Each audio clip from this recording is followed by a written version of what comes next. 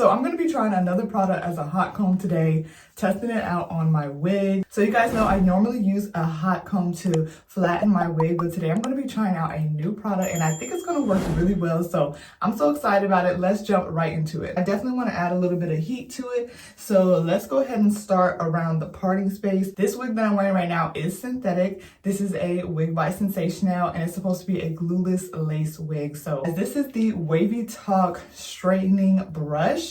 This is what it looks like, and I have used this before and I really like the results. I have not put any heat to this wig yet, and we're going to be trying to flatten it using the Wavy Talk straightening brush.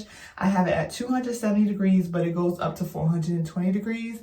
I told you guys in my past video, just like talking about how I flatten my wigs, I usually do it in sections, the hairline on both sides of the parting space, and then in the back of the wig. So let's jump right into that. So I'm gonna go ahead and do the rest of the wig and let you guys see the final result. I really like this as a hot comb option. I think it worked so well and it was really low effort. It didn't take a ton of work. I just wanted to make sure that I was thorough enough so you guys could really see.